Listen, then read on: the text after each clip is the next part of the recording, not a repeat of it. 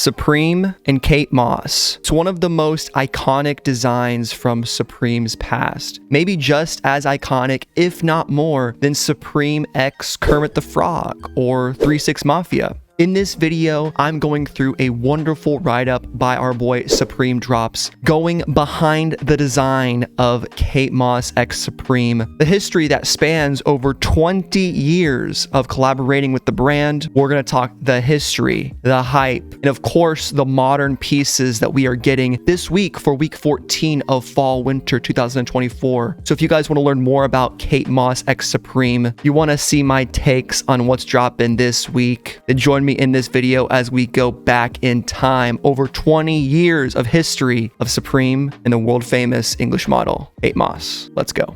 Before we get started, guys, I want to remind you to please hit like on the video and subscribe to the channel. Hit the noti bell so you can stay up to date every single time I post and go live. I go live every single Thursday and Friday for Supreme and for Palace Live Cops. We start an hour before the drop, usually around 10 a.m. Eastern Standard Time. We get in there, look at the drop list, strategize what we're going for, hang out and have a good time. If you want to become a member for exclusive chat icons, it starts at only $2.99 a month, and there's other exclusive benefits like early access to videos, giveaways, etc. Link in the description. You can also click the join button if you see it. It's not always available on your device though. Trying to hit 10 members by the end of the year. Without further ado, let's take a peek at this awesome thread by Supreme Drops. Check him out, follow him on Twitter. I really wouldn't have much of a channel covering Supreme news if it wasn't for people like Supreme Drops. So give him a follow. Shouts out to him. Let's freaking go. Behind the design of Supreme and Kate Moss. Boy, oh boy. With this week's Supreme and Kate Moss pieces,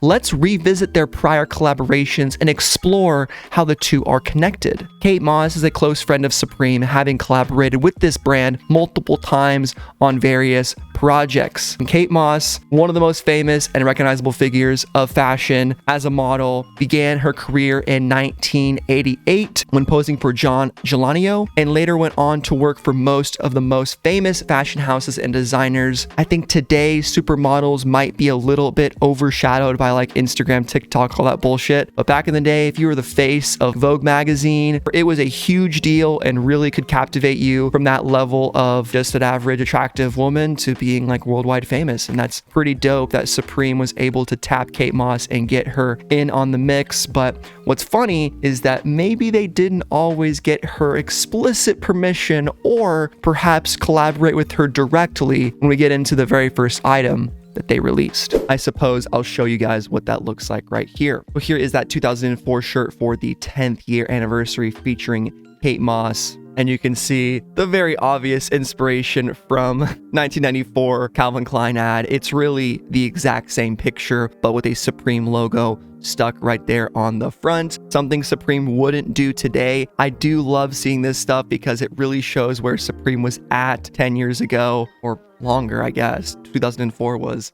20 years ago, Thomas. Goddamn. But it is cool to see that they really just didn't give a fuck. Now, that very same t-shirt was parodied again by Cause in 2008 with two versions featuring his artwork around Kate Moss, one in red, the other in yellow. The t-shirts were released exclusively in Japan to commemorate the 10th anniversary of the Supreme Daikayama store. Both designs incorporated OriginalFake, a brand created in 2006 to combat counterfeit Cause toys, and its iconic bendy character. So the shirt was so hyped, it had to be dropped twice 4 years later in 2008. Pretty much the same thing. They've just continued to iterate on it. They added the OriginalFake text behind it. They kept the Supreme box logo, but then they included the bendy character going around Kate in 2 different colors. I'm sure both these t-shirts are extremely rare. I've never seen a single one for sale or listed, maybe in a very obscure posting on Instagram, but you really never see these t-shirts. Later in 2006, Supreme released another t-shirt showcasing an image of Kate Moss with a kiss imprint and the Supreme logo at the top of the graphic. This design is the same design we are getting on the hoodie this week for Fall/Winter 2024, minus the logo being shifted to the bottom. So you see the Supreme text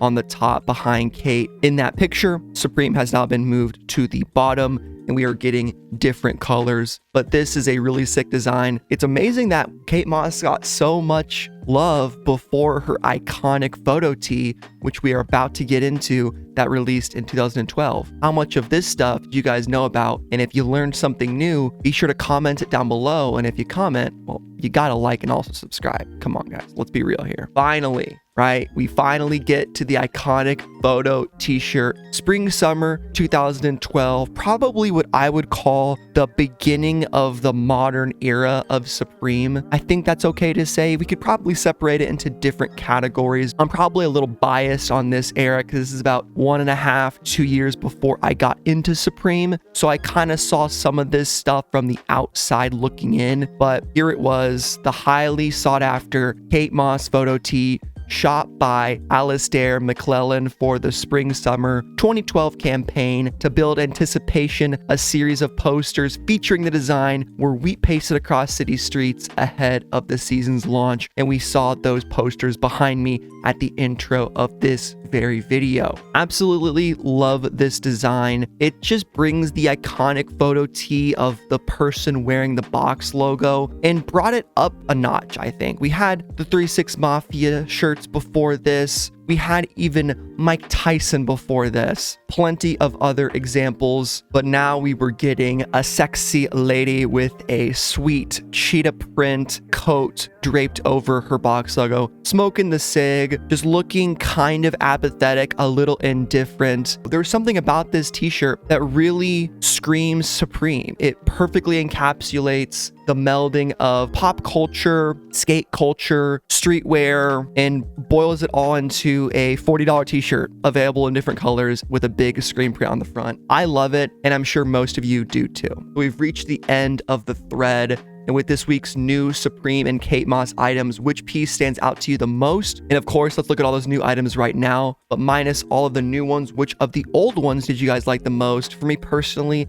it's gotta be that 10th anniversary. Of course, the bikini, very cool, very epic, but I love that Supreme just took the logo and pasted it on front. It's also a lot rarer than the other Kate Moss one, but let's be real, I think this one is the most wearable, and they're still in relatively decent condition given it was 2012, but it will certainly be hard to find a specific colorway in your specific side, and these are definitely going to be in various degrees of condition. So the very last photo of the fall winter 24 lookbook is in fact the Supreme Kate Moss fleece. You can see we have a new photo of Kate Moss. It does appear to be a vintage photo, not of her in today's modern era, which makes sense. Her modeling career has long been over for the most part. You can see the Sherpa fleece design. I had to throw on my Elysium Studios Gumu Gumu fruit fleece to commemorate this video. Very sick design. Supreme down below in the same font we saw in that 2006 t-shirt with the graphic and the kiss mark, which also sees a return on this week's items. But before we get into the other hoodies, let's look at the pictures of the fleece. You can see it's releasing in two different colorways. We have the white and the red. Off rip, I'm just gonna say it,